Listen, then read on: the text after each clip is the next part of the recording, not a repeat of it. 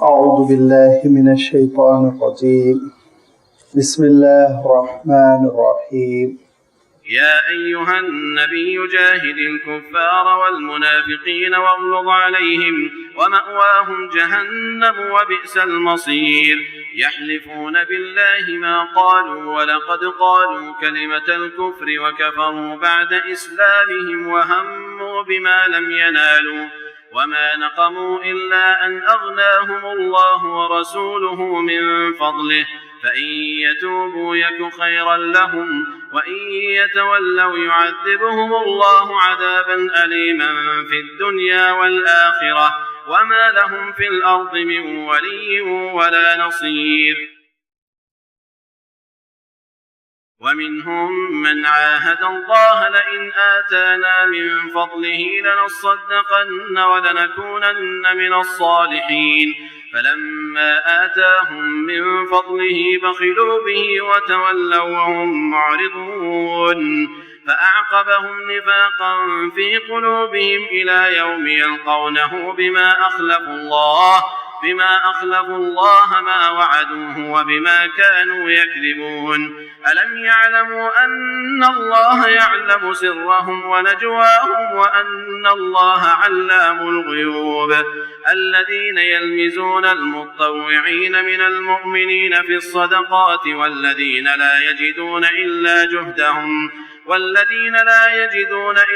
جهدهم فيسخرون منهم سخر الله منهم ولهم عذاب أليم استغفر لهم أو لا تستغفر لهم إن تستغفر لهم 70 مرة فلن يغفر الله لهم ذلك بأنهم كفروا بالله ورسوله والله لا يهدي القوم الفاسقين.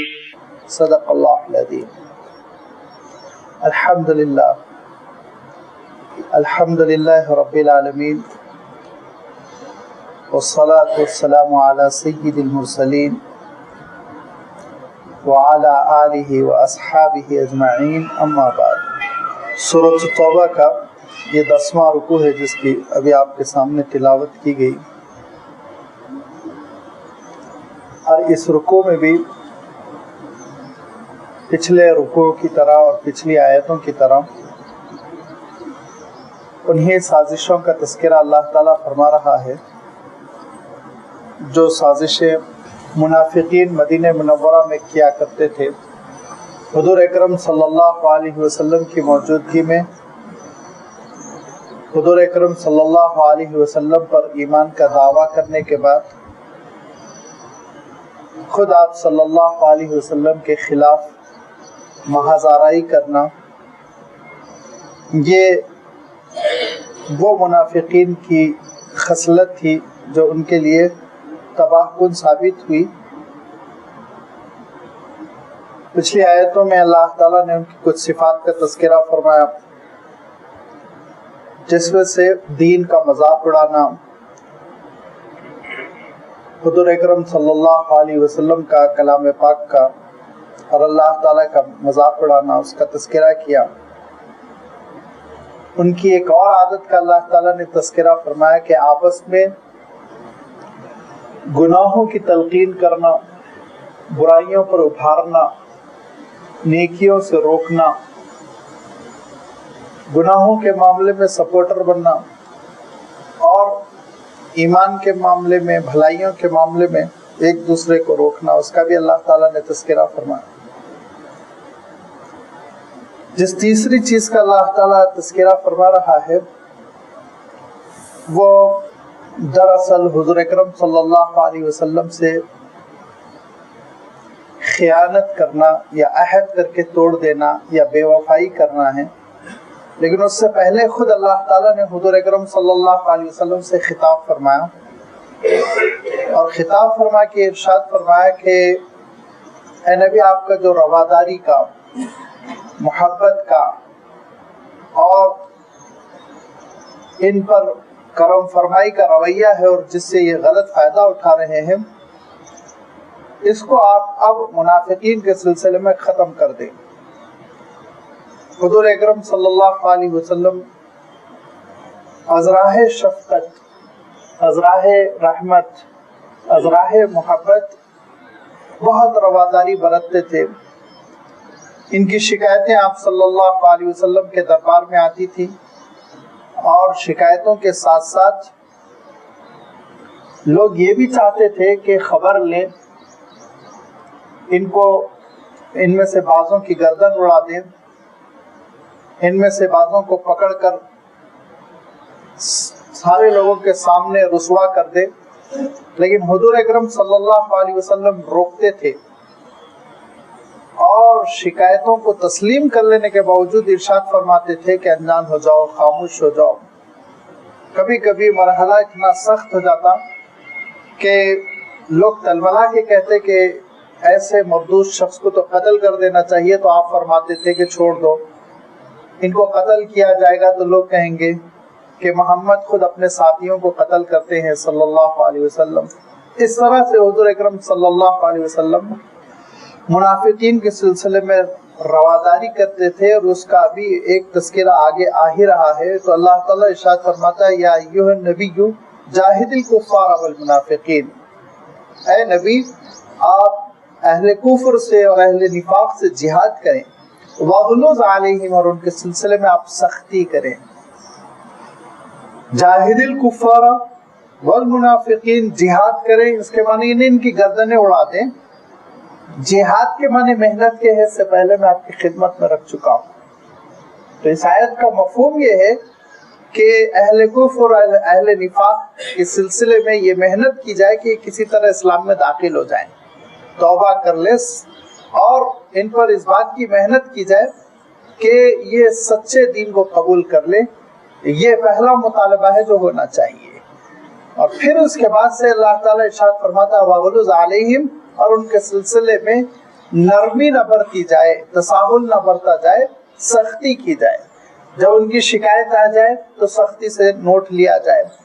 حضور اکرم صلی اللہ علیہ وسلم غیر معمولی نرم دل تھے. آپ اس کا اندازہ اس بات سے کر سکتے ہیں کہ خود اللہ تعالیٰ ارشاد فرماتا ہے لَوْ كُنْتَ فَظًّا غلیظ القلب لانفضوا من حولک، اے نبی اگر آپ زبان کے سخت ہوتے یا دل کے سخت ہوتے تو سب لوگ آپ کے اطراف سے بھاگ گئے ہوتے.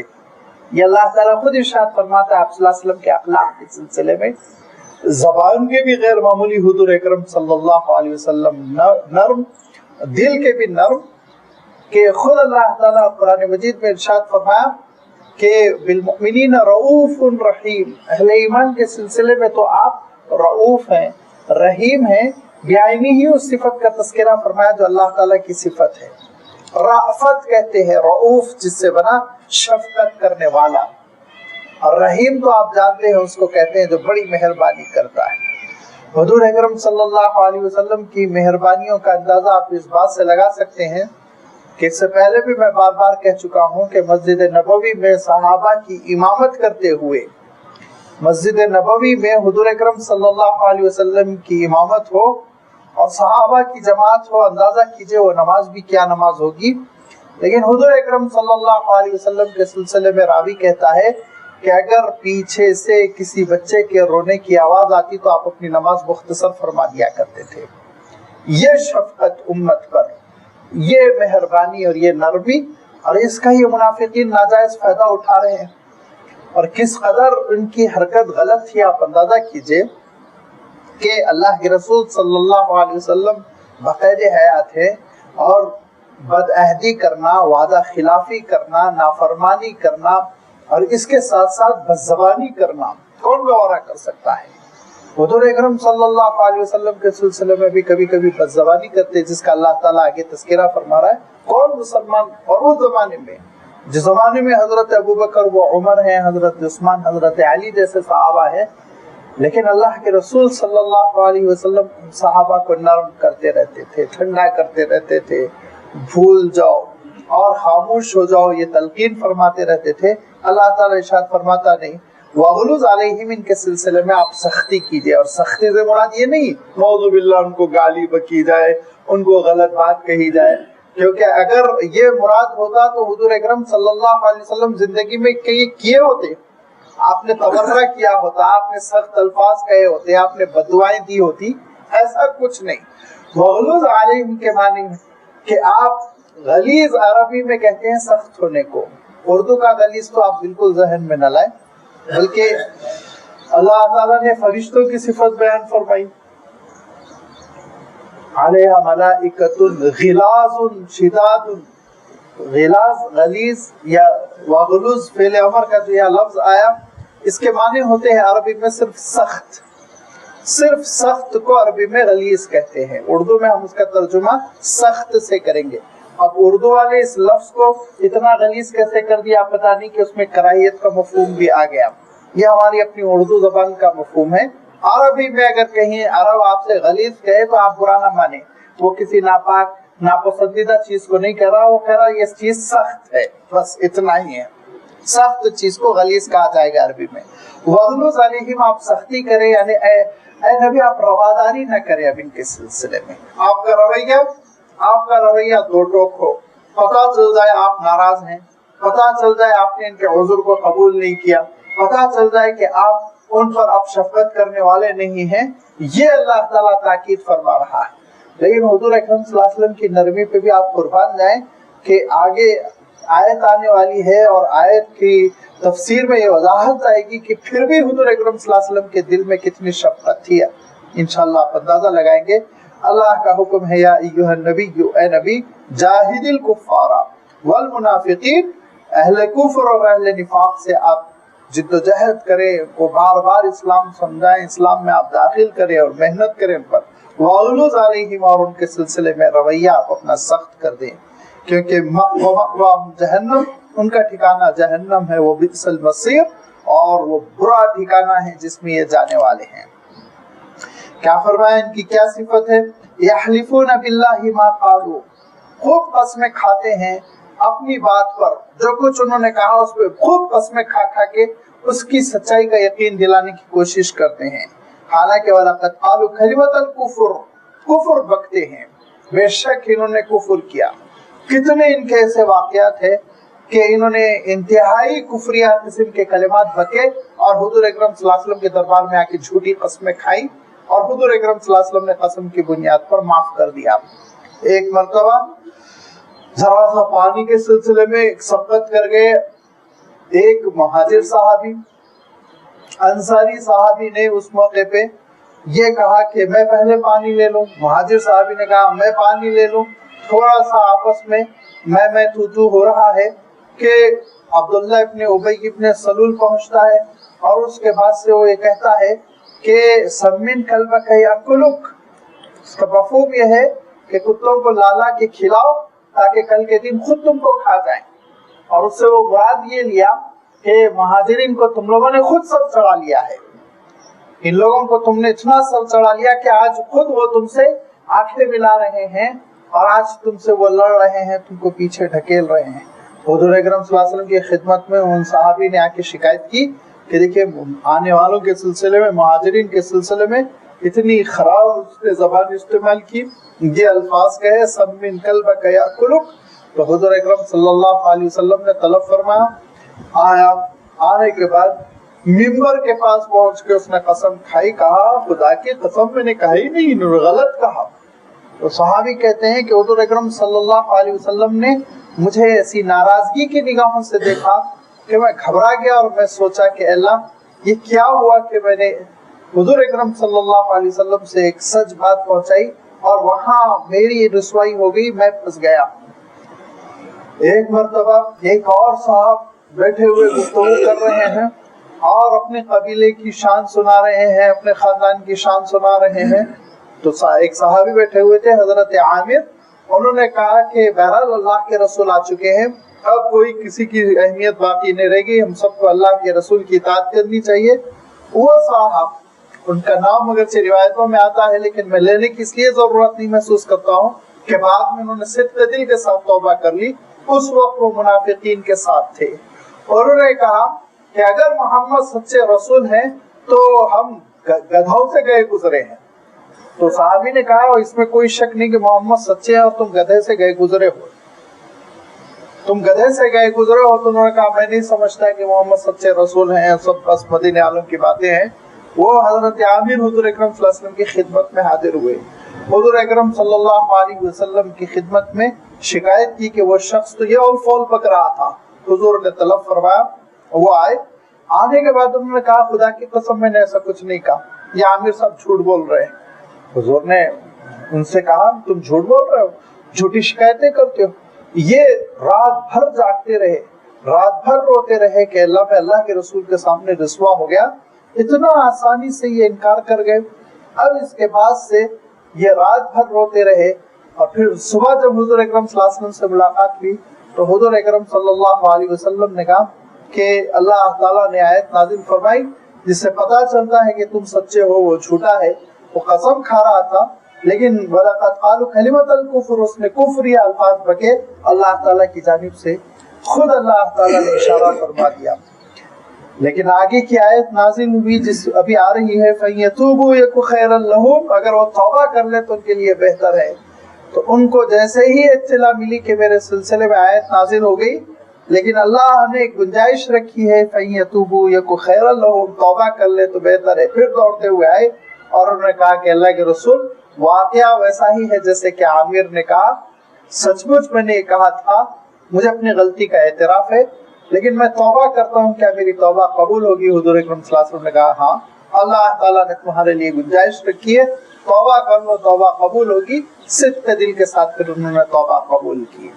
तो इन मुनाफिकीन का मामला ये कि हुजूर अकरम सल्लल्लाहु अलैहि वसल्लम के सिलसिले में बड़ी अजीब व गरीब बदजुबानी करते हैं। यहाँ तक कि अब्दुल्लाह इब्न उबय इब्न सलूल, जिसका तज़किरा अल्लाह ताला ने सूरतुल मुनाफिकून में फरमाया कि उसने तो ये कह दिया था, यही जंग है तबूक के वापसी का ये वाक़या है कि उसने कहा वलई रजाना इलल मदीनती लयुखरिजन्नल आज़्ज़ु मिनहल अज़ल, जब हम मदीना लौट कर आएंगे तो हम में से जो मुअज़्ज़ज़ है मदीने के रहने वाले वो जलील करके निकाल देंगे, बाहर से जो लोग आके बस गए उनको हम जलील करके निकाल देंगे। तो ये ऐसी कुफरिया बातें किया करते थे। वो कफरू बादा इस्लामिहिम, और इन्होंने कुफर किया इस्लाम कबूल करने के बाद, इस्लाम के मुदाहरे के बाद इन्होंने कुफर किया। वहमु बिमा लम यनालू, और इन्होंने इरादा किया उस चीज का जो खुद कर नहीं सके, नाकाम हो गए। इन्होंने इरादा किया था कि इस्लाम को ये चलने नहीं देंगे, तरक्की करने नहीं देंगे, फैलने नहीं देंगे, लेकिन ये अपनी साजिश में नाकाम हो गए। नाकाम हो गए इस साजिश में। अल्लाह ताला ने अपने दीन का गलबा आखिर करा के रहा। और इसके साथ साथ इन्होंने कोशिश की हुजूर अकरम सल्लल्लाहु अलैहि वसल्लम को कत्ल कर देने की, लेकिन ये नाकाम रहे। और ग़ज़वे तबूक से वापसी हो रही है, ये 12 आदमी इनके आगे आगे निकल आए और एक ऐसे दर्रे में बैठ गए जो बहुत ही तंग था, और इरादा किया कि हुजूर अकरम सल्लल्लाहु अलैहि वसल्लम जब जैसे ही पहुंचेंगे आप सल्लल्लाहु अलैहि वसल्लम पर कातिलाना हमला करेंगे, लिहाजा ताक में बैठे हुए हैं। लेकिन हजरत हुज़ैफा रदियल्लाहु ताला अन्हु और हजरत अम्मार रदियल्लाहु ताला अन्हु ये हुजूर अकरम सल्लल्लाहु अलैहि वसल्लम के सामने सामने चल रहे थे ताकि कोई नुकसानदेह चीज आ जाए, कोई दरिंदा आ जाए तो वो हटा दे, रास्ते से मुकाबला कर सके। लिहाजा रात का अंधेरा छा रहा था और ये 12 लोगों को गलतफहमी हुई कि हुजूर अकरम सल्लल्लाहु अलैहि वसल्लम पहुंच गए, उन्होंने हमला कर दिया। हजरत हुज़ैफा रदियल्लाहु ताला अन्हु तलवार चलाने में बड़े माहिर थे। जब तलवार चलानी शुरू कर दी तो ये 12 को अंदेशा हो गया कि हम में से कोई बचेगा नहीं, लिहाजा भाग गए। सब अपने चेहरों पर नकाब बांधे हुए थे। अब हजरत हुज़ैफा और हजरत अम्मार इंतजार करते रहे। 2-4-8 मिनट बाद हुजूर अकरम सल्लल्लाहु अलैहि वसल्लम पहुंचते हुए इरशाद फरमाते हैं कि तुम पर हमला हुआ था। उन्होंने कहा दिया हमला हुआ था। कहा कि वो 12 आदमी थे, तो हजरत अम्मार ने जी हाँ मैं गिन लिया 12 आदमी थे। तो हुजूर अकरम सल्लल्लाहु अलैहि वसल्लम फरमाते मुझे हजरत जिब्राइल ने खबर दे दी कि मेरे पे हमला करने के लिए लोग बैठे हुए हैं, लेकिन अल्लाह ने उनके इस मंसूबे को नाकाम बनाया। और हजरत हुज़ैफा के कान में हुजूर अकरम सल्लल्लाहु अलैहि वसल्लम ने 12 लोगों के नाम बताए, लेकिन कहा हुज़ैफा जिंदगी में नहीं ये नाम किसी को न बताना। तो हजरत हुज़ैफा कहते थे हमेशा जिंदगी भर के 12 लोगों को मैं अच्छी तरह जानता हूँ जो मुनाफिक थे, जिनके नाम अल्लाह के रसूल ने मुझे बता दिए थे। अगरचे चेहरों पर वो निकाब बांधे हुए थे, लोग उनको पहचान नहीं सके, लेकिन अल्लाह के रसूल ने मुझसे ये वादा लिया था कि मैं किसी से न बताऊं, लिहाजा मैं क़यामत तक की किसी से न बताऊंगा। लेकिन फरमाया कि वो 12 लोग थे और उनकी लिस्ट मुझे अल्लाह के रसूल ने बता दी। वमा नक़मू इल्ला अन अग़नाहुमुल्लाहु व रसूलुहु मिन फ़ज़लिही। किस बात का इंतकाम ले रहे हैं ये लोग, किस बात पर लड़ रहे हैं? इनकी कोई अहमियत नहीं थी, बल्कि किसी की कोई अहमियत नहीं थी। मदीना क्यों मदीना बन गया? हुज़ूर अकरम सल्लल्लाहु अलैहि वसल्लम की वजह से मदीना बन गया, वरना तो एक आम जगह थी, एक शहर था, एक देहात था, एक गांव था। लेकिन अल्लाह के रसूल सल्लल्लाहु अलैहि वसल्लम तशरीफ लाए तो यसरब से वो मदीनतुन नबी बना, मदीने मुनव्वरा बना। अल्लाह की रहमतें नाजिल हुई, मदीने वालों को फजीलतें मिल गई। अल्लाह ताला इरशाद फरमाता है कि ये इनको अल्लाह ताला ने अग़नाहुमुल्लाहु गनी कर दिया। क्या थे ये लोग? कुछ नहीं थे, छोटे छोटे चरवाहे थे। हुज़ूर अकरम सल्लल्लाहु अलैहि वसल्लम ने हजारों बकरियां इनको दी, हजारों ऊंट इनको दिए। हुज़ूर अकरम सल्लल्लाहु अलैहि वसल्लम ने माल गनीमत में से बड़े हिस्से इनको इनायत फरमाए, जिसकी वजह से खाते पीते हो गए। तो दुनिया भी इनको मिली हुज़ूर अकरम सल्लल्लाहु अलैहि वसल्लम के सदक़े में, अल्लाह के रसूल के सदक़े में, इस्लाम के सदक़े में दुनिया मिली हुई है। और इस्लामी के खिलाफ साजिश, हुज़ूर अकरम सल्लल्लाहु अलैहि वसल्लम के खिलाफ साजिश। वमा नक़मू इल्ला अन अग़नाहुमुल्लाहु व रसूलुहु मिन फ़ज़लिही। किस बात पर ये बदला ले रहे हैं, किस बात का झगड़ा कर रहे हैं? सिवाय इसके कि अल्लाह ने इनको गनी किया और उसके रसूल ने इनको अपने फजल से गनी किया। अल्लाह का फजल और उसके रसूल का फजल है इनको मिला हुआ, जिसकी वजह से आज ये खाते पीते हैं।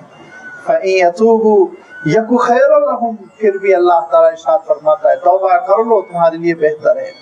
अगर ये तौबा कर ले, यकु खैरन लहुम, तो इनके लिए बेहतर होगा। वहीं यतवल्लौ, लेकिन अगर ये मुंह फेरे और इसी रविश पर रहे निफाक की, युअज़िबहुमुल्लाहु अज़ाबन अलीमा फी दुनिया वल आखिरह, तो अल्लाह ताला उनको अज़ाब देगा, दर्दनाक किस्म का अज़ाब, दुनिया में भी और आखिरत में भी। दुनिया में भी जलील होंगे, रुसवा होंगे। इतनी इनकी जिल्लत हुई कि हुज़ूर अकरम सल्लल्लाहु अलैहि वसल्लम को अल्लाह ताला ने इनकी नमाज जनाजा पढ़ने से रोक दिया।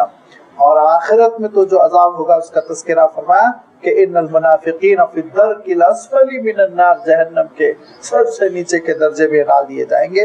वमा लहुम फिल अर्दि मिन वलिय्यिन वला नसीर, और इस रुए जमीन पर कोई उनकी मदद करने वाला, कोई उनका साथी साजी काम बनाने वाला, सिफारिशी नहीं रह जाएगा।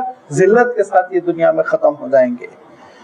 इनमें से बाज़ ऐसे हैं वमिनहुम मन आहदल्लाह लइन आताना मिन फ़ज़लिही, जो अल्लाह से वादा करता है, आहद करता है और कहता है कि ऐ अल्लाह, अगर आपने मुझे अपने फजल से नवाज दिया, दौलत दे दी, खाता पीता बना दिया, लनसद्दक़न्ना, तो मैं जरूर खूब खूब सदका करूंगा, वलनकूनन्ना मिनस्सालिहीन, नेकोकार बनकर जिंदगी बसर करूंगा। ये भी एक मुनाफिकीन की सिफत है जिसका तज़किरा फरमाया कि अल्लाह ताला से आहद करता है कि मौला आप इनायत फरमाएं, आपके दीन के लिए दूंगा, आप इनायत फरमाएं, आपके दरबार में खर्च करूंगा, आपकी राह में खर्च करूंगा, गरीबों की मदद करूंगा, ये भला काम करूंगा, वो नेक काम करूंगा, ये नेक काम करूंगा। और जब अल्लाह ताला इनायत फरमाता है, फलम्मा आताहुम मिन फ़ज़लिही, अल्लाह ताला जब अपने फजल से उनको इनायत फरमाता है, जमीन और आसमान के खजाने खोल देता है, तो क्या होता है? बखिलू बिही, अब ये हाथ रोक लेता है, बुखल करता है। वतवल्लौ वहुम मुरिदून, और मुंह फेर लेता है, और मुंह भी फेर लेता है इसलिए नहीं कि बड़ा मसरूफ हो गया, परेशान हो गया, बीमार हो गया, नहीं, वहुम मुरिदून, दीन से एराज करने के लिए, दीन से दूरी इख्तियार करने के राहें इख्तियार करता चला जाता है।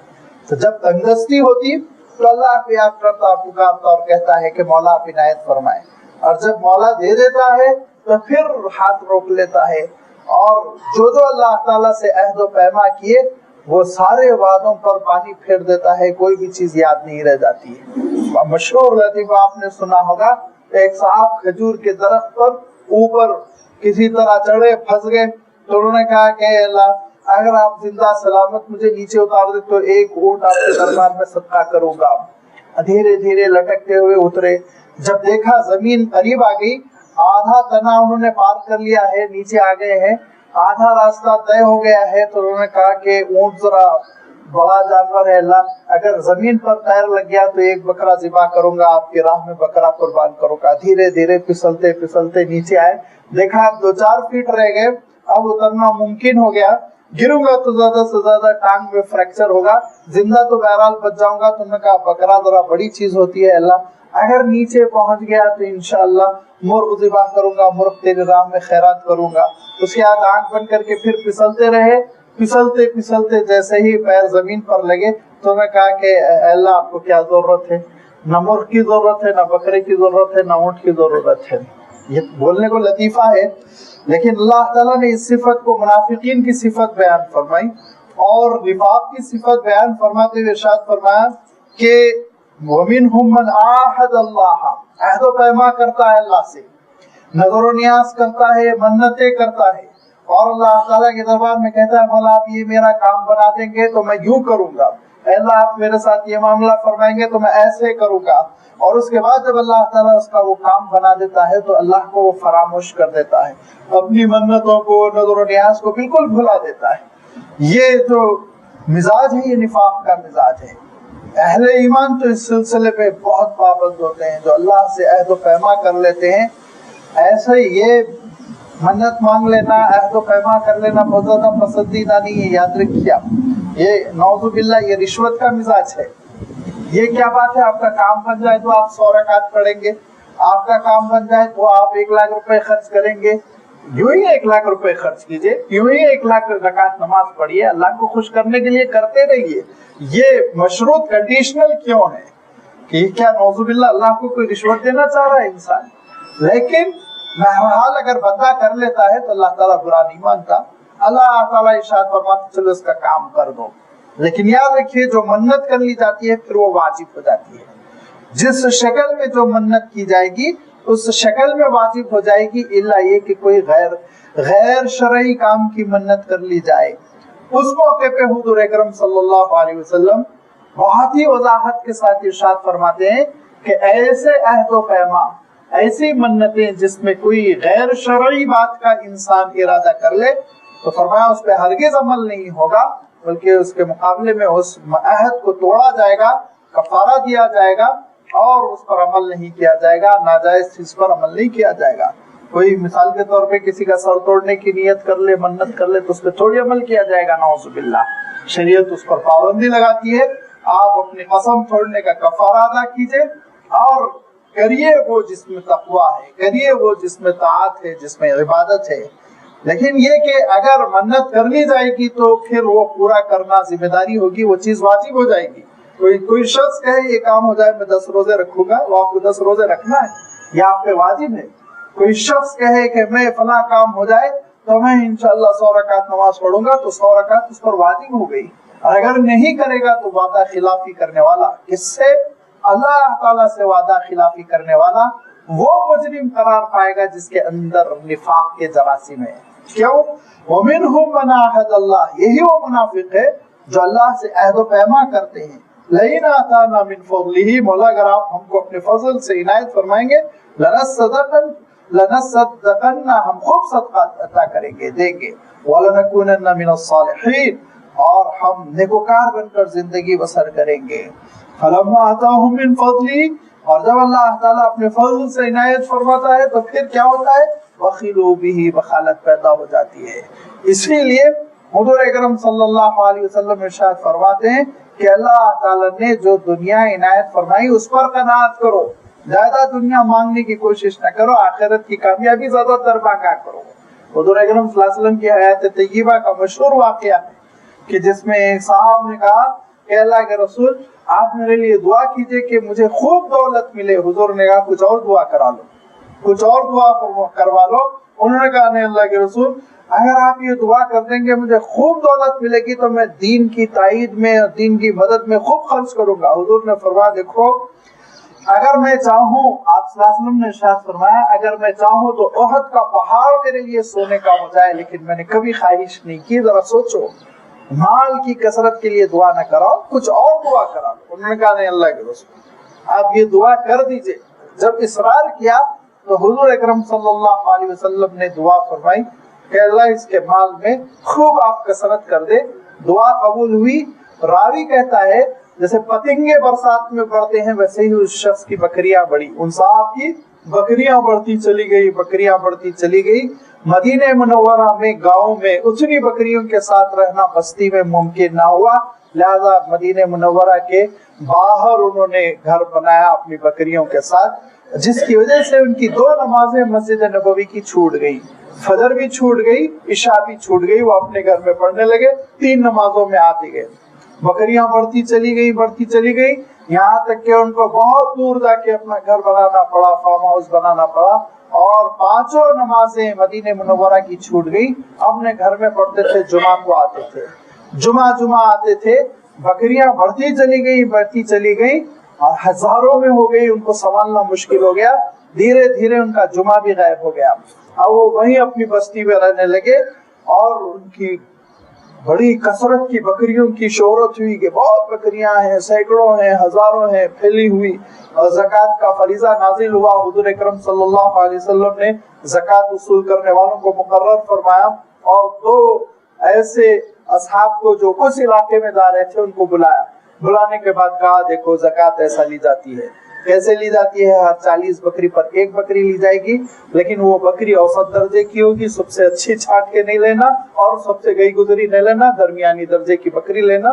जाओ गिन लो, गिन लेने के बाद जितनी ज़कात में बकरियां होती हैं उनको वसूल करो, बैतुल माल में लाकर दाखिल करो।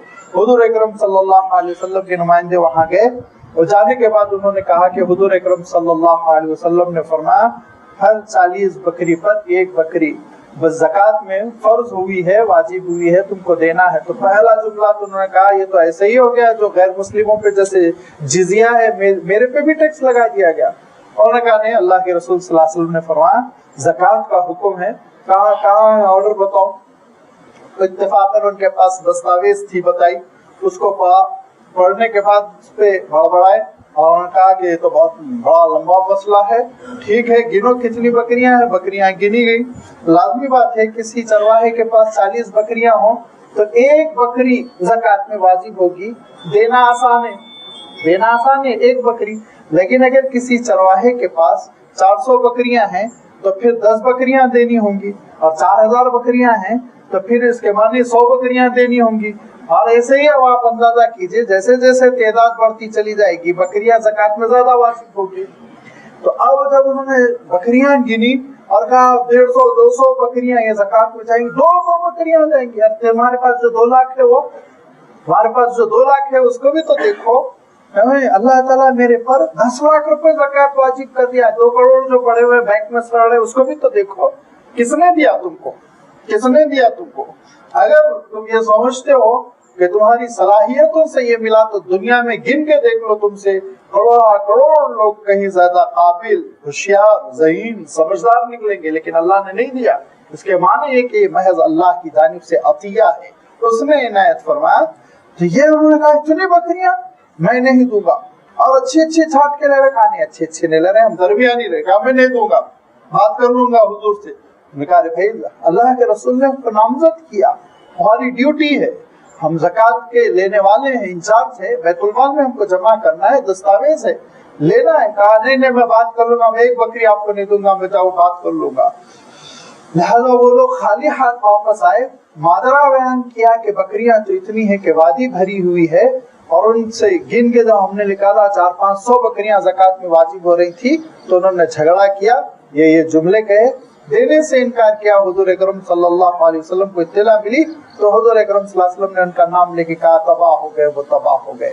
उनके एक रिश्तेदार बैठे हुए थे, वो दौड़ते हुए गए।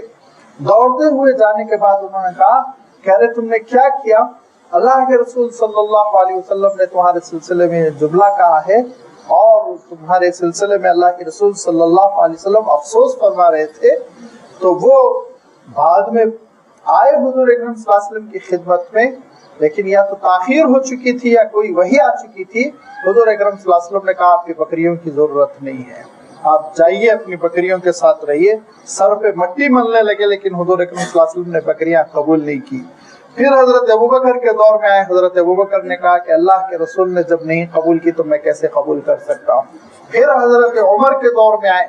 हजरत उमर ने कहा जब अल्लाह के रसूल ने और हजरत अबू बकर ने कबूल नहीं की तो मैं कैसे करूंगा। हजरत उस्मान के दौर में आए। हजरत उस्मान ने भी कहा कि जब ہر دو خلفاء نے اور اس سے پہلے اللہ کے رسول نے جب یہ قبول نہیں کیا تو میں کیسے قبول کروں گا، یہاں تک کہ حضرت عثمان کے زمانے میں ان کی وفات ہو گئی اور ان کی بکریوں کو اسلامی بیت المال نے قبول نہیں کیا، مدینہ منورہ کے بیت المال نے قبول نہیں کیا۔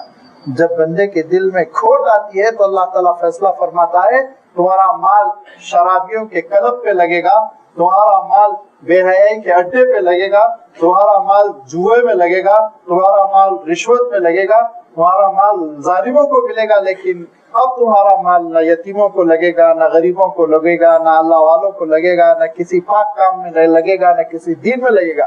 یہ اللہ تعالیٰ کا فیصلہ ہو جاتا ہے، اور جب اللہ تعالیٰ فیصلہ فرما لیتا ہے تو پھر اس کے بعد ایک رتی وہ قبول نہیں فرماتا۔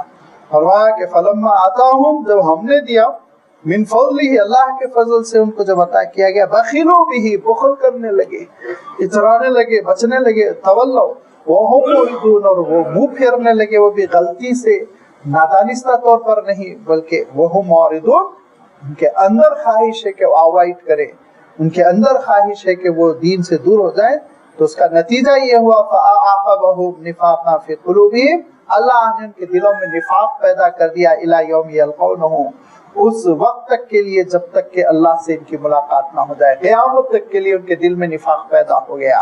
بما اخلف اللہ، اللہ سے وعدہ خلافی کی وجہ سے، بما اخلف اللہ ما وعدوه وبما كانوا يكذبون، اور اللہ کو جھٹلانے کی وجہ سے، اللہ سے جھوٹ بولنے کی وجہ سے۔ علم یعلموا، ان کو نہیں معلوم، ان اللہ یعلم سرهم ونجواهم، اللہ ان کے حقیقت سے بخوبی واقف ہے، اللہ ان کی سرگوشیوں سے بھی واقف ہے، تنہائیوں کے راز سے بھی واقف ہے، اور اللہ تعالیٰ وَأَنَّ اللَّهَ عَلَّامُ الْغُیُوبِ، وہ ساری غیب کی چیزوں سے بخوبی واقف ہے، غیب کی چیزیں اس کے لیے موجود ہے، غیب اور موجود میں اس کے پاس کوئی فرق نہیں۔ لہذا یاد رکھو کہ دلوں میں جو نیتیں ہیں، ارادے ہیں، دلوں میں جو منتیں ہیں، دلوں میں جو عہد و پیما ہیں، ان سے بھی اللہ تعالیٰ واقف ہے۔ دل میں بھی آ جائے اگر کہ میں یہ کار خیر کروں گا، یہ صدقہ کروں گا، یہ بھلا کام کروں گا، تو زبان چاہے نہ بولے لیکن دل سے بھی تو اللہ تعالیٰ واقف ہے، لہذا اس کو پورا کرنے کی کوشش کرو، وعدہ خلافی نہ کرو، اللہ سے جو عہد کر لو وہ پورا کرو۔ اگر اللہ تعالیٰ سے جو عہد کیا وہ پورا کرو گے تو پھر اللہ تعالیٰ اور دروازے کھولے گا، اور پھر اللہ تعالیٰ شکر گزاری کے موقع بھی عنایت فرمائے گا، کامیابی کی کنجی بھی عنایت فرمائے گا۔ لہذا اللہ تعالیٰ ارشاد فرماتا ہے کہ یہ وہ نفاق ہے جو پیدا ہوا ان کی اس بدعملی کے نتیجے میں کہ اللہ سے عہد کیا اور پھر اس عہد کے خلاف ورزی کر گئے۔ فرمایا ان کا عالم یہ ہے کہ نہ صرف یہ کہ خود خرچ نہیں کرتے، خرچ کرنا ان کے اوپر بہت گرا ہے۔ شروع میں 3-4 ہفتے پہلے بطور تمہید میں آپ کی خدمت میں رکھ دیا ہوں کہ اسلام کا مزاج یاد رکھیے وہ انفاق ہے، اللہ کے راہ میں خرچ کرنا۔ اسلام کا مزاج امساک ہے ہی نہیں، سیونگ کرنا، لیکن سیونگ کی اجازت دی گئی تو یہ کہا گیا کہ کم سے کم آخری درجے کی بات یہ ہے کہ اس پہ آپ کو زکوٰۃ ادا کرنی ہوگی۔ زکوٰۃ نہیں ادا کریں گے تب پھر سیونگ کرنا آپ کے حق میں ناجائز مصیبت، قیامت کے دن یہی مال، سونا چاندی، یہ آگ میں دہکایا جائے گا اور اس سے داغا جائے گا پیشانیوں کو، پشتوں کو، پیٹوں کو۔ اللہ تعالیٰ نے اس کا اعلان فرما دیا، آیت گزر چکی ہے۔ تو ارشاد فرمایا کہ اصلاً تو مزاج یہ ہے خرچ کرنا۔ خرچ کرنا کون؟ دولت مند لوگ۔ خرچ کون کرے؟ کروڑ پتی لوگ نہیں، ہر اپنی حیثیت سے خرچ کرے۔ یاد رکھیے یہ ہرگز نہیں کہا گیا کہ خرچ کرنا ذمہ داری کھاتے پیتے لوگوں کی ہے، ہرگز نہیں۔ ہر ایک کی ذمہ داری ہے خرچ کرے اپنی اپنی حیثیت سے، اپنی اپنی حیثیت سے، اور اسی پر پورے صحابہ کا عمل تھا۔ مدینہ منورہ کا ماحول آپ اٹھا کر دیکھیے، حضرت عثمان رضی اللہ تعالیٰ عنہ، حضرت عبد الرحمن ابن عوف رضی اللہ تعالیٰ عنہ، یہ اس زمانے کے بڑے بڑے تاجر، کروڑ پتی، ان کے خرچ کرنے کا انداز دیکھیے۔ اور وہ صحابہ بھی ہیں جن کو اللہ تعالیٰ نے اس طرح سے عنایت نہیں فرمایا کھول کر جس طرح سے حضرت عبد الرحمن ابن عوف کو، حضرت عثمان کو ملا، لیکن اس کے باوجود مزدوری کرتے ہیں، کچھ نہ کچھ خرچ کرتے ہیں۔ چنانچہ حضور اکرم صلی اللہ علیہ وسلم نے غزوہ تبوک کا اعلان فرمایا کہ روم کی جانب ہمارا سفر ہے اور دشمن بہت بھاری بھرکم ہے، بہت ہی آرگنائزڈ قسم کا مضبوط ہے، سرحد بہت دور ہے، تبوک جانا ہے، تقریباً 600 کلومیٹر کا سفر ہے، گرمی کا زمانہ ہے اور اس وقت سرکاری خزانے میں کچھ نہیں ہے، لہذا سارے مسلمانوں کی ذمہ داری ہے کہ وہ اللہ کی راہ میں خرچ کرے۔ حضرت عبد الرحمن ابن عوف رضی اللہ تعالیٰ عنہ نے یہ فرمایا کہ اللہ کے رسول، میری ابھی ایک تجارت ہوئی ہے اور وہ تجارتی قافلہ آیا ہے اور 80,000 دینار سرخ سونے کے دینار فائدے میں آئے ہیں، لہذا میں نے فیصلہ کر لیا 50-50، 40,000 سونے کے دینار آپ کی خدمت میں۔ اللہ کے رسول صلی اللہ علیہ وسلم بہت خوش ہوئے۔ اسی طرح مال آیا، مال جمع ہوا اور پورا دن چندہ گویا ہوتا رہا مسجد نبوی میں۔ حضرت ابوبکر نے کیا عنایت فرمایا آپ جانتے ہیں، حضرت عمر نے کیا دیا وہ آپ جانتے ہیں، سب اپنی اپنی حیثیت سے لا رہے ہیں۔ حضرت عثمان نے جو عنایت فرمایا وہ بھی آپ جانتے ہیں۔ ایک صحابی ہے انصاری ابو عقیل، ابو عقیل وہ آتے ہیں اور رات میں آنے کے بعد حضور اکرم صلی اللہ علیہ وسلم سے عرض کرتے ہیں کہ اللہ کے رسول جب صبح اعلان ہوا تھا تو میں دوڑا گیا اور ایک یہودی کے باغ میں نے مزدوری شروع کی، تو اس نے یہ کہا کہ دیکھو یہ اتنے درخت ہیں، یہ 100-150 کھجور کے پودے ہیں، ان کو تم گھڑا بھر کے پانی ڈالو اور رات میں تم کو ایک ساعہ کے معنی خاص قسم کا وزن ہوتا تھا، 2.25 سیر کے معنی یہ کہ تقریباً آپ سمجھ لیجئے 1 کلو 400 گرام کے قریب ایک ساعہ تم کو میں کھجور شام میں دوں گا، یہ تمہاری مزدوری ہے۔ تو صبح سے انہوں نے پانی ڈالنا شروع کیا، 100-150 پودوں کو پانی ایک گھڑا ڈالنا، وہ بھی عرب کے کنویں، گہرے کنویں، نیچے سے پانی نکالنا، ڈول بھر کے ڈالنا۔ رات ہو گئی، صبح سے شام تک انہوں نے محنت کی اور محنت کرنے کے بعد یہ کہا کہ اللہ کے رسول یہ وہ کھجوریں ہیں جو میں لے کے آیا ہوں، بطور مزدوری مجھے ملی ہے، یہ میں آپ کو اور آپ کے دین کے لیے، اسلام کے لیے آپ کی خدمت میں پیش کرنا چاہتا ہوں۔ حضور اکرم صلی اللہ علیہ وسلم نے ان کی وہ کھجوریں لے لی اور لینے کے بعد حضور اکرم صلی اللہ علیہ وسلم نے مال کے ڈھیر پہ ان کو ایسے بکھیرنے کے بعد کہا کہ تمہاری ان کھجوروں کی وجہ سے شاید یہ صدقات قبول ہو جائیں گے۔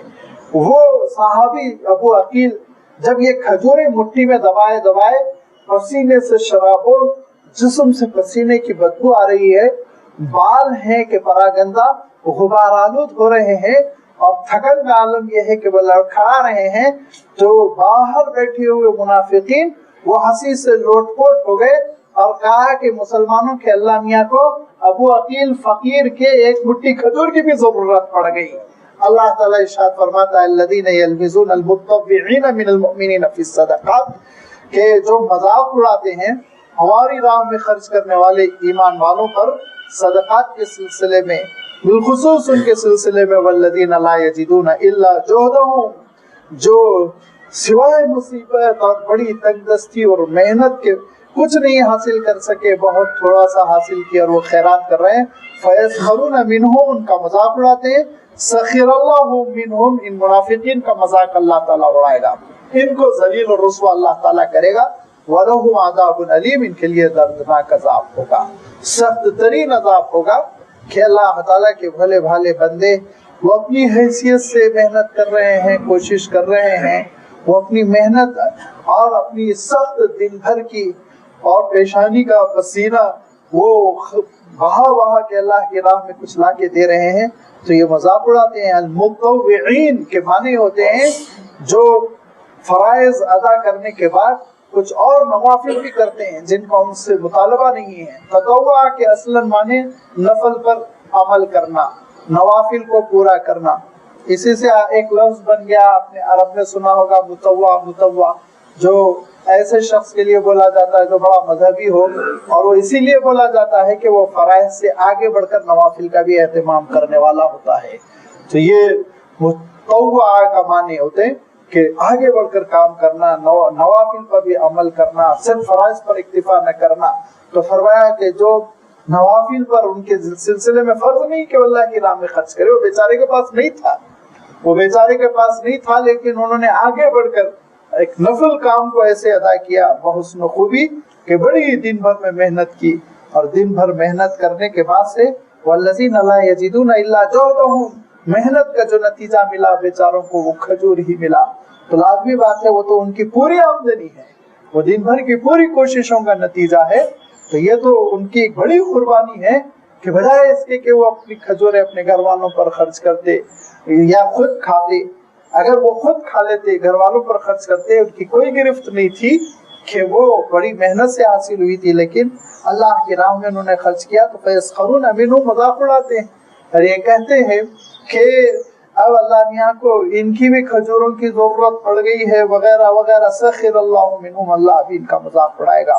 اور وہ کیا ہے مذاق اللہ تعالیٰ کا؟ یہ انداز ہے اللہ تعالیٰ کا قرآن پاک میں کہ جو جیسا فعل کرتا ہے اس کے لیے ویسی سزا کا اللہ تعالیٰ اعلان فرماتا ہے۔ وَمَكَرُوا مَكَرَ اللَّهُ وَاللَّهُ خَيْرُ الْمَاكِرِينَ، یہ تدبیریں کر رہے ہیں، اللہ بھی تدبیر کرے گا، اللہ بہترین تدبیر کرنے والا ہے۔ ایک جگہ ارشاد فرمایا کہ یستہزئون، یہ دین کا مذاق اڑاتے ہیں، واللہ یستہزئ بہم، اللہ ان کا مذاق اڑائے گا، دل لگی کرے گا قیامت کے دن۔ تو اس کے معنی ہوتے ہیں کہ جیسا یہ فعل کر رہے ہیں، جیسا یہ عمل کر رہے ہیں، اسی قسم کا ان کو عذاب دیا جائے گا۔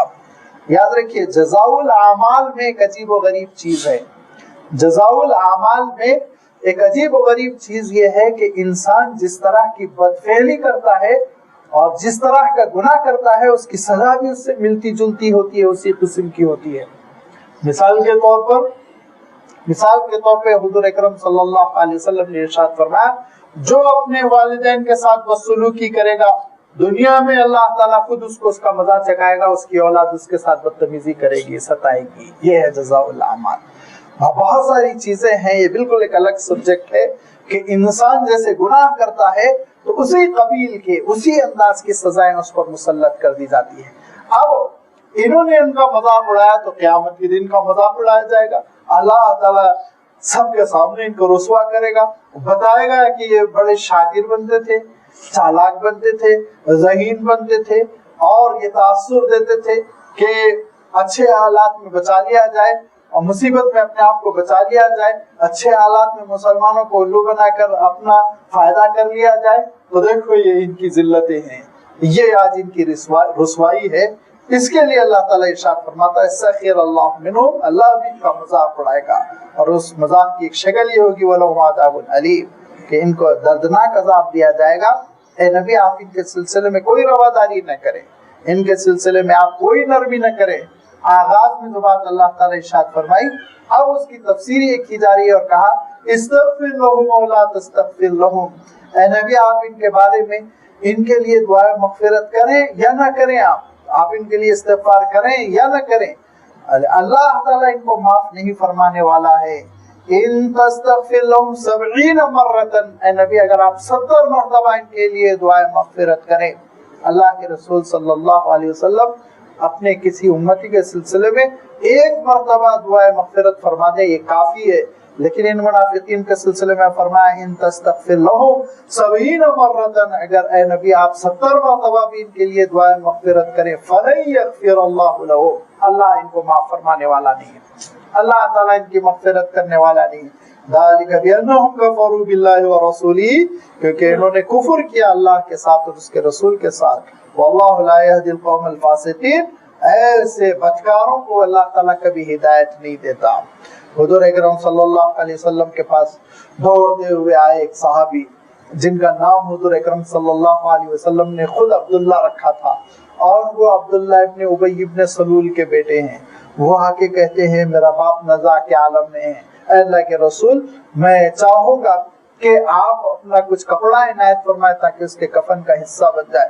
حضور اکرم صلی اللہ علیہ وسلم نے اپنا جبہ عنایت فرمایا۔ حضرت عمر پہلو بدل کر رہ گئے، اور حضرت عمر رضی اللہ تعالیٰ عنہ یہ فرماتے ہیں کہ اللہ کے رسول آپ نہ دے تو بہتر ہے۔ حضور اکرم صلی اللہ علیہ وسلم صرف مسکرا دیتے ہیں۔ حضرت عمر کہتے ہیں کہ میں غلطی کر گیا، اللہ کے رسول صلی اللہ علیہ وسلم کو مشورہ دے رہا ہوں، مجھے نہیں کہنا چاہیے تھا، پچھتا رہے۔ اس کے بعد پھر تھوڑی دیر میں اطلاع آئی کہ ان کی جان نکل گئی، اور پھر وہی عبداللہ آتے ہیں اور بڑے صالح نوجوان ہیں، بہت حضور اکرم صلی اللہ علیہ وسلم کے خدمت گزار ہے۔ وہ آ کے کہتے ہیں کہ जान निकल गई, आप उनके लिए मगफिरत की दुआ कर दीजिए। हुजूर अकरम सल्लल्लाहु अलैहि वसल्लम इरशाद फरमाते अल्लाह उनकी मगफिरत कर दे। हजरत उमर कहते हैं अल्लाह के रसूल आप ना करें, बहुत परेशान करता था, लेकिन हुजूर अकरम सल्लल्लाहु अलैहि वसल्लम मुस्कुरा देते हैं। हजरत उमर फिर पछताते हैं कि मैं सबकत कर गया, मुझे नहीं बोलना चाहिए था। अल्लाह के रसूल सल्लल्लाहु अलैहि वसल्लम जो फरमाना हो फरमाए। उसके बाद फिर आयत नाजिल हुई, इन तस्तगफिर लहुम 70 मर्रतन फलन यगफिरुल्लाहु लहुम। ऐ नबी अगर आप 70 मरतबा भी उनके लिए दुआ मगफिरत करेंगे तो अल्लाह ताला उनकी मगफिरत न करेगा। तो हुजूर अकरम सल्लल्लाहु अलैहि वसल्लम हजरत उमर से कहते उमर अगर मुझे ये यकीन हो जाए कि 71 मरतबा मगफिरत दुआ करने से उसकी मगफिरत हो जाए तो मैं 71 मरतबा करूंगा। ये शफकत है जिसका मैं शुरू में इशारा कर रहा था कि रहमतुल लिल आलमीन की जो मेहरबानी थी, जो शफकतें थी, अपनी उम्मत से जो मोहब्बतें थी, उसकी कोई नजीर नहीं, उसका कोई बदल नहीं है। और अगर बदल की कोई शक्ल हो सकती है तो वो बस इताअत है, फरमा बरदारी है, हुजूर अकरम सल्लल्लाहु अलैहि वसल्लम की सुन्नतों की पैरवी है। इसके साथ साथ दुरूद का नजराना है। फरमाया अल्लाह के रसूल सल्लल्लाहु अलैहि वसल्लम ने अगर मुझे ये मालूम हो जाता कि 71 मरतबा इस्तिग़फ़ार करने से अल्लाह ताला माफ करने वाला है तो मैं 71 मरतबा पढ़ता, 100 मरतबा पढ़ता, माफ हो जाए, जन्नत में चला जाए, क्या हर्ज है। लेकिन अल्लाह ने अब ऐलान फरमा दिया फलन यग़फ़िरुल्लाहु लहुम। लन का सीगा इस्तेमाल फरमा जिसमें ताकीद होती है, लन जिसमें एक तरह से अहद का सा मफ़हूम होता है, नहीं करेगा वो मग़फ़िरत नहीं करेगा। इसके बाद हुजूर अकरम सल्लल्लाहु अलैहि वसल्लम से कहा गया कि जनाजा तैयार हो गया, अल्लाह के रसूल आप नमाज पढ़ा दें। हुजूर अकरम सल्लल्लाहु अलैहि वसल्लम आगे बढ़ते हैं और इमामत फरमाते हैं, नमाज अदा करते हैं। हजरत उमर रज़ियल्लाहु ताला अन्हु कहते हैं कि दिल में मैं बेचैन हो गया कि काश इस मुनाफिक की अल्लाह के रसूल सल्लल्लाहु अलैहि वसल्लम नमाज न पढ़ाते। लेकिन अल्लाह के रसूल नमाज पढ़ाते हैं और फिर वापस आते हैं, ठिठक के रुक जाते हैं। फिर वही नाजिल हुई और उसके बाद से ये ऐलान कर दिया गया कि आज के बाद आप किसी मुनाफिक की नमाज नहीं पढ़ेंगे, आज के बाद किसी मुनाफिक की नमाज जनाजा नहीं पढ़ेंगे और उसकी कब्र पे खड़े होकर आप दुआ मगफिरत नहीं करेंगे। लिहाजा उसके बाद फिर अल्लाह के रसूल सल्लल्लाहु अलैहि वसल्लम ने किसी भी मुनाफिक के सिलसिले में न नमाज जनाजा अदा की, न उसकी दुआ मगफिरत की और न ही उसकी कब्र पे खड़े होकर उसके लिए मगफिरत की दुआ की। क्यों? वल्लाहु ला यहदिल कौमल फासिकीन, इन बदकारों को अल्लाह ताला हिदायत देने वाला नहीं है। उसका सबब ये था कि इन लोगों ने अपनी कोशिशों को, अपनी सरगर्मियों को, अपनी मेहनतों को, अपने दिलों को, अपनी सलाहियतों के इस्लाम के खिलाफ लगा दिया। ये सारी वो अल्लाह की नेमतें थी जिसको इन्होंने इस्लाम के खिलाफ लगा दिया और रसूल के खिलाफ लगा दिया, अल्लाह के दीन के खिलाफ लगा दी। और इसका नतीजा उनको ये भुगतना पड़ा कि वो अल्लाह की रहमतों से महरूम, हुजूर अकरम सल्लल्लाहु अलैहि वसल्लम की दुआओं से महरूम, मग़फ़िरत के वादों से महरूम इस दुनिया से गुजर गए। लिहाजा इंसान सोचे उसकी मेहनतें कहाँ लग रही है, इंसान फैसला करे उसके टैलेंट्स कहाँ खर्च हो रहे हैं। इंसान एक बार गौर करे कि उसकी जिद्दोजहद, सरगर्मियां, कोशिशें किस काम पे खर्च हो रही, कहीं अल्लाह महफूज रखे दीन के खिलाफ तो नहीं खर्च हो रही हैं। दीनी सरगर्मियों के खिलाफ, अल्लाह की किताब, उसके रसूल की सुन्नत और उसके रसूल की शख्सियत के खिलाफ तो नहीं खर्च हो रही। जरा हम गौर कर लें, एक बार गौर करें। तफसील में मैं जाना नहीं चाहता हूँ, लेकिन बसा औकात हमारी सरगर्मियां खुद दीन के खिलाफ, हमारी मेहनतें, हमारी ताकतें और हमारी सलाहियतें दीन के खिलाफ खर्च होती हैं। जरा गौर करें, कभी कभी हम फंसते हैं इसमें, सुन्नतों के खिलाफ प्रोपेगेंडे में हमारी मेहनत लग रही है और दीनी कामों के खिलाफ प्रोपेगेंडे में हमारी मेहनत लग रही है। नेकियों के प्रचार के सिलसिले में हम हजाराई कर रहे हैं, उसके खिलाफ बोल रहे हैं। दीनी तहरीकों के सिलसिले में हमारी मेहनतें लग रही हैं। तो फिर याद रखें, ऐसे मौके पे अल्लाह ताला हिदायतें फिर रोक देता है, तौफीक सल्ब कर देता है। वल्लाहु ला यहदिल कौमल फासिकीन, क्योंकि बदकारों को अल्लाह ताला हिदायत नहीं देता, दीन के खिलाफ हजाराई करने वालों को अल्लाह ताला हिदायत नहीं देता। हिदायत तो उनको देता है जो ताअवुनु अलल बिर्रि वत्तक़वा पे अमल करते हैं, नेकियों के काम के सिलसिले में जिनके दिल खुले होते हैं और जो रो रो के हिदायत मांगते हैं, तड़प तड़प के मग़फ़िरत मांगते हैं, अल्लाह ताला उनके लिए रास्ते खोलता है। व आखिरु दावाना अनिल हम्दुलिल्लाहि रब्बिल आलमीन।